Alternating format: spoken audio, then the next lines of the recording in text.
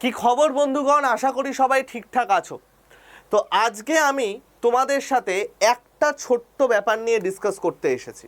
কি নিয়ে ডিসকাস করতে এসেছি সেটা হচ্ছে, যারা আমরা গভর্নমেন্ট সার্ভিসের প্রিপারেশন শুরু করি, যারা আমরা এই লাইনে আসছি বা খাটছি, তাদের কিছু ভুল বা তাদের একদম প্রথমে কি কি স্টেপ নেওয়া উচিত, বা আমি এখন সরকারি চাকরির প্রস্তুতি নিচ্ছি তাহলে আমি কার দ্বারা ইনফ্লুয়েন্স হয়েছি, এই সব কটা জিনিস কিন্তু খুব দরকার। এটা নট অনলি তোমাদের, এটা তোমাদের ফ্যামিলিতে যারা আছেন, তোমার বাবা মা যারা আছেন, যাদেরকে তুমি সাপোর্ট করবে বা যারা তোমাকে সাপোর্ট করছেন, তাদের জন্য ইকুয়াল ইম্পর্ট্যান্ট একটা ভিডিও। তো আমার ওপারে যারা থাকবে প্রত্যেককে আমার প্রণাম, এবং আশা করব যে আমি যে জিনিসগুলো বলবো সেটা আপনারাও বা তোমরাও বুঝবে এবং ব্যাপারটাকে নিয়ে একটু অ্যানালিসিস করবে। দেখো, যারা আমরা গভর্নমেন্ট সার্ভিসের প্রিপারেশন নিই, জেনারেলি সেই স্টুডেন্ট বেসকে আমার দুভাগে ভাগ করা যায়। এক শ্রেণীর লোক 10-12 থেকে শুরু করে প্রিপারেশন নেওয়া, এবং তারা 10-12 পাস করা বা 12 পাস করার পর একটা কোথাও পাস কোর্সে ভর্তি হয় এবং তার সাথে একসাথে প্রিপারেশন নেয়। অনেকে আছে যারা পারিবারিক কারণে, সাংসারিক কারণে বা বিভিন্ন বাধ্যবাধকতার পরে 12 করেই থেমে যায়, তারপরে তারা প্রিপারেশন নেয়। আরেকটা শ্রেণী আছে যারা সুন্দর করে একটা গ্র্যাজুয়েশন করে, সেটা ইঞ্জিনিয়ারিং হতে পারে, সেটা অনার্স হতে পারে, যা হোক কিছু হতে পারে। ইঞ্জিনিয়ারিং করলে অনেকে ইঞ্জিনিয়ারিং সার্ভিসে যায় এবং সেখান থেকে ফ্রাস্ট্রেটেড হয়ে আসে। গভর্নমেন্ট সার্ভিস, প্রাইভেট জব যাদের ভাল লাগে না, বা অনেকের স্বপ্ন থাকে গভর্নমেন্ট সার্ভিস, সেটা। আরেক দল আছে যারা গ্র্যাজুয়েশন করার পর দিশেহারা হয়ে পড়ে যে ভাই আমি কোনটা যাব, কোনটা আমার জন্য ভালো, এবং তারা পাগলের মতো সব কিছুর প্রিপারেশন একসাথে শুরু করে। সেটাও আমাদের খারাপ। জেনারেলি এই টাইপের মেন কিছু স্টুডেন্ট দেখা যায়। এবার এই যে শ্রেণীর লোকেরা, তার মধ্যে কিছু লোক থাকে যারা ডেডিকেটেড, যারা খোঁজ খবর নেয়, এবং কিছু লোক থাকে যারা খোঁজ খবর নেয় না। আমি বলছি না তাদের ডেডিকেশন কম, বা তারা খোঁজ খবর নেয় না। তারা ইনফ্লুয়েন্স হয় কি দ্বারা? ফার্স্ট হয় পারিবারিকভাবে, এই তুই কিছু পারছিস না, এটা করছে না, এর এই হয়ে যায়, ওর হয়ে যায়, তুই এই দিকে যা, বা তুই এইটা কর। নাম্বার 2, এক শ্রেণী হয় তাদের রিলেটিভের দ্বারা। ও গ্র্যাজুয়েশন পাস করে বসে আছো, আহারে হ্যানা ত্যানা, আচ্ছা ঠিক আছে, ও তো ব্যাংকের প্রিপারেশন নিচ্ছে বা ও তো এসএসসি প্রিপারেশন নিচ্ছে, তুইও নে, ও তো 2 মাসের মধ্যে চাকরি পেয়ে গেছে। নাম্বার 3 হচ্ছে ফ্যামিলি দ্বারা ইনফ্লুয়েন্সড। ফ্যামিলিতে কেউ কোনো স্তরে, ভালো স্তরে আছেন, ধরো এসএসসির ভালো টিচার বা পিএসসির ভালো টিচার, তিনি বলছেন যে ভাই আমি এসএসসির ভালো টিচার না, মানে ভালো পোস্টে আছি, তুইও এসএসসিতে যা, এটা একটা ভালো ব্যাপার হবে, অনেক বেশি সুযোগ সুবিধা, বা আমি রেলে আছি, তুইও রেলে আয়, অনেক বেশি সুযোগ সুবিধা। এবার এই যে 3টে শ্রেণী আমি বললাম না, এরপরে কোনো একটা ছেলে কোনো একটা পার্টিকুলার জায়গায় যায়, বা কোনো একটা মেয়ে কোনো একটা পার্টিকুলার জায়গায় যায়, 1-1.5 বা 2 বছর পরে গিয়ে সে রিয়েলাইজ করে সে প্রচণ্ড ভুল করেছে, তার অন্য কোনো জায়গায় যাওয়া উচিত। এই যে শিফটটা, তার মধ্যে তার বয়স বেড়ে যায়, তার হাতে টাইম কমে যায়, সে ফ্রাস্ট্রেটেড হয়ে পড়ে, এবং আলটিমেটলি হয়তো ট্যালেন্ট থাকা সত্ত্বেও সে চাকরি পায় না, অনেক কম স্যালারির, বা কি করবে না করবে সেই হিসাবে তাকে চলে যেতে হয়। এবং যারা বাবা মারা আছেন, আমি বলছি না কেউ তারা খারাপ চান তাদের ছেলে মেয়ের, বাট অনেক সময় তারা তার ছেলে মেয়ের ওপর ভরসা রাখতে পারেন না, হুইচ ইজ কোয়াইট ট্রিভিয়াল। কারণ সেটা হতে পারে, কারণ হয়তো মনে করেন যে আমরা অনেক কিছু বুঝি না, বা ছেলে অনেক কিছু বোঝে না, বা মেয়ে অনেক কিছু বোঝে না, হয়তো অন্য একটা লোক অনেক বেটার বলতে পারবে, যেটা কিছু কিছু সময় ঠিক হলেও সব সময় ঠিক নয়। তো ওইভাবে ইনফ্লুয়েন্স হওয়া একদমই ভালো নয়। আর এই প্রিপারেশনের মধ্যে আমাদের দুটো টাইপের লোক থাকে। এক, অনেক বন্ধু বান্ধব থাকে যারা সরকারি চাকরি একটা দুটো করে পাচ্ছে, যাদের সাথে কম্প্যারিজন চলে আসে, তারপরে ফ্রাস্ট্রেশন আসে।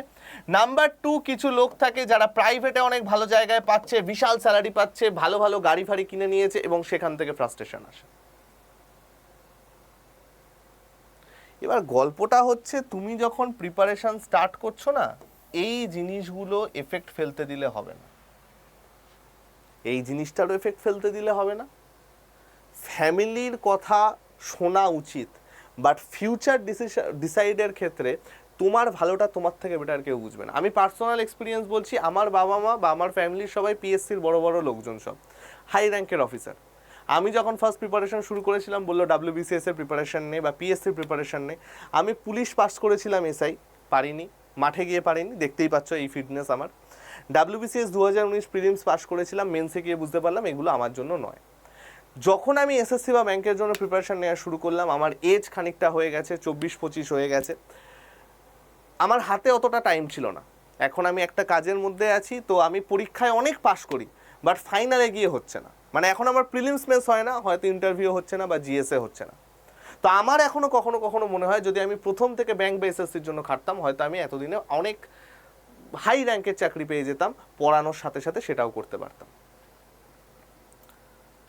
তো এই সব জিনিসের ক্ষেত্রে আমি বলবো যে এই জিনিসগুলো এতটা এফেক্ট ফেলতে তোমরা দেবে না, তোমরা নিজেরা চুজ করবে। স্যার, আমরা নিজেরা কি করে চুজ করব?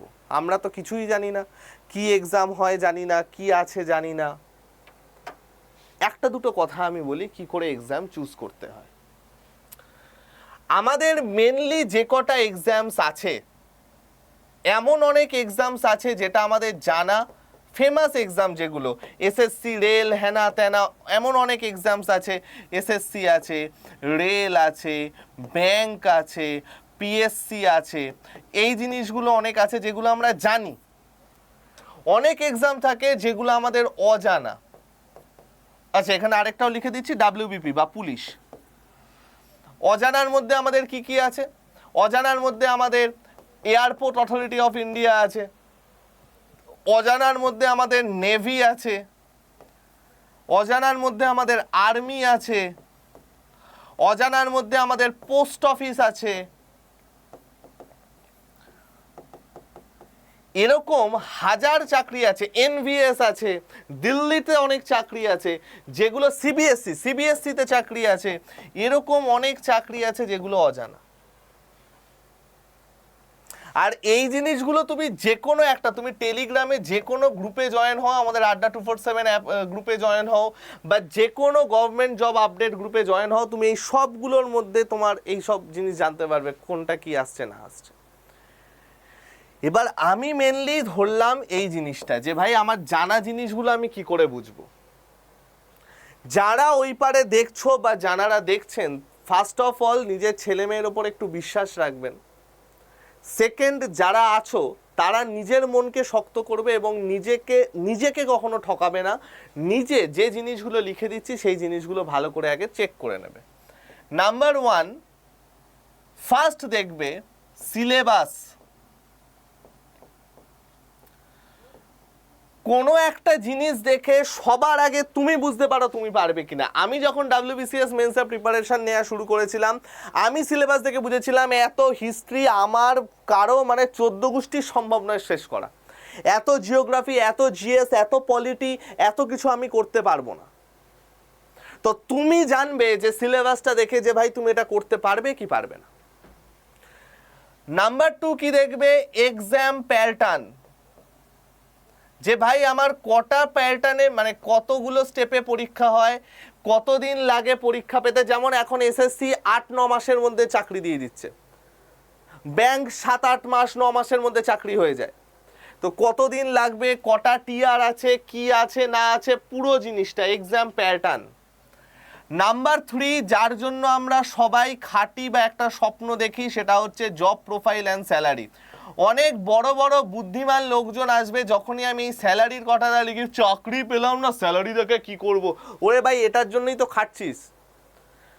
মাসের শেষে একটা সুন্দর জিনিসপত্র তোমার অ্যাকাউন্টে আসবে, এটার জন্যই তো তোমরা খাটছো। একদম খুব খুব স্ট্রেট ফরওয়ার্ড বলছি আমি। অনেকের ড্রিম, আমি ড্রিমটা বলছি না, ড্রিম কখনো কারো এটা ড্রিম হয় না যে আমি এসএসসি এমটিএস হব। আমি কিন্তু কোনো চাকরিকে কোনো পজিশনকে ছোট করছি না, সবার প্রতি আমার সমান শ্রদ্ধা, সমান ভালোবাসা, সমান সম্মান আছে। আমি নিজেও এসএসসি এমটিএস কোয়ালিফাইড, কিন্তু আমার কখনো তো এটা আমার স্বপ্ন থাকতে পারে না। আমার স্বপ্ন বড় থাকবে, সিজিএল ক্র্যাক করব, সিএইচএসএল ক্র্যাক করব, ডাব্লিউবিসিএস হব, ব্যাংক পিও হব, ব্যাংকিং ভালো একটা ক্লার্ক হব, যেখান থেকে আমি অ্যাসিস্ট্যান্ট ম্যানেজার পরে যেতে পারি। তো এই জিনিসগুলো স্বপ্ন দেখতে সাহায্য করে। তো এইটা নাম্বার 4, লাস্ট 2 ইয়ার্সের প্রি প্লাস মেন্সের কোশ্চেন। লাস্ট 2 ইয়ার্স কেন বললাম স্যার? কারণ জেনারেলি এখন প্রায় প্রত্যেক ইয়ারই প্যাটার্ন চেঞ্জ হয় বা নতুন প্যাটার্ন হয়, নতুন এক্সাম হয়, তো এর থেকে বেশি দেখার দরকার হয় না। এই জিনিসগুলো ফার্স্ট তোমরা দেখবে,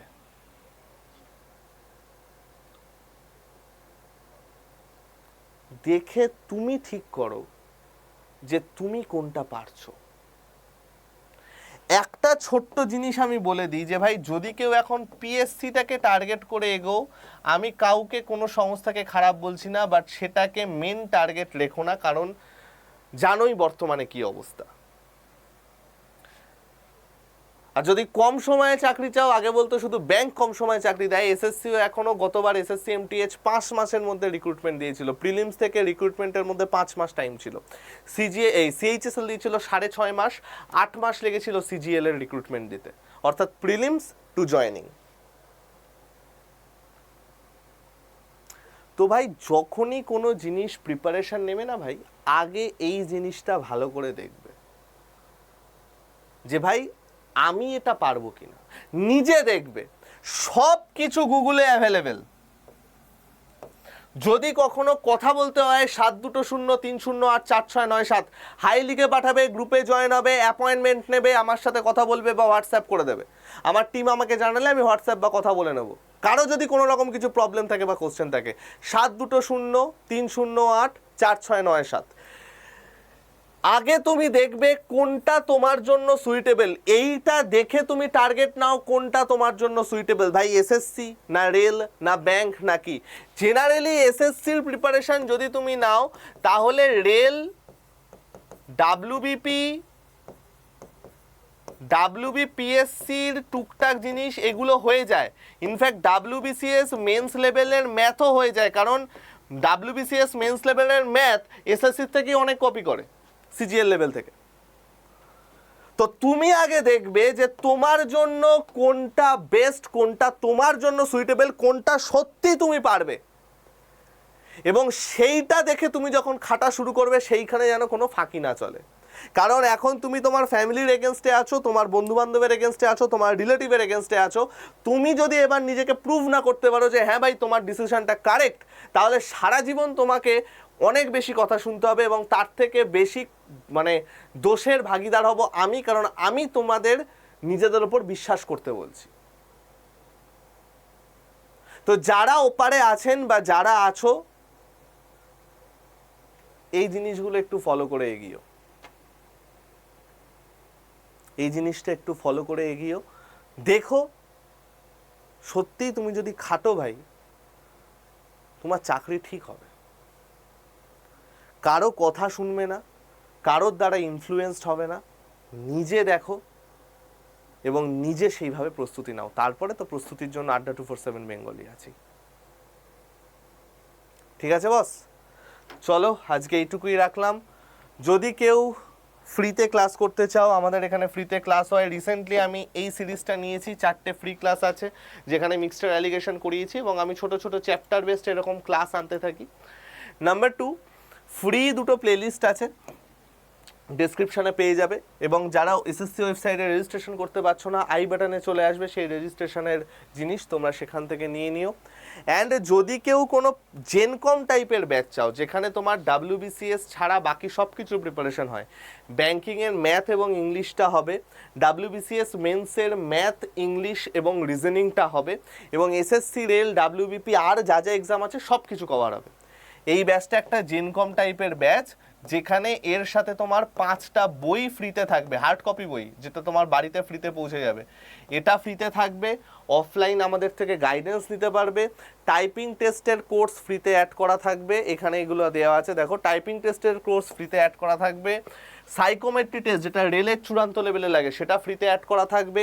কারেন্ট অ্যাফেয়ার্সের ইবুক ফ্রিতে অ্যাড করা থাকবে, একটা ওয়েবের কোর্স ফ্রিতে অ্যাড করা থাকবে। এছাড়া এসএসসি রিলেটেড বা রেলওয়ে রিলেটেড নতুন যা যা আসছে সব কিছু ফ্রিতে অ্যাড করা থাকবে।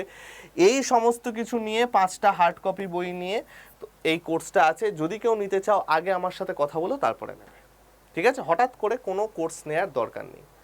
ক্লিয়ার? তো চলো, এই অবধি আমি রাখলাম। অনেকে আমার সাথে দ্বিমত হতে পারো বা পারেন, অবশ্যই কমেন্ট সেকশনে জানাবেন। আমি সমস্ত রকম প্রশ্নের জন্য তৈরি, আমি বা আমার টিম নিশ্চয়ই তাতে রিপ্লাই দিয়ে দেবো। যদি কারো একটুও মনে হয় যে হ্যাঁ আমি তার উপকারে রাখতে পেরেছি, আমাকে একটা ছোট্ট করে শেয়ার করে দিও, কমেন্টে জানিও যদি কারো কোনো হেল্প লাগে। বেস্ট অফ লাক ভাই। একটা টাইমের পরে তোমার পাশে শুধুমাত্র তুমি দাঁড়াবে, না তোমার বাবা মা দাঁড়াবে, না তোমার ফ্যামিলি দাঁড়াবে, না তোমার মনের মানুষ দাঁড়াবে। তো তুমি নিজেকে স্ট্রং কতটা করতে পারছো, এখন হচ্ছে সেইটার সময়।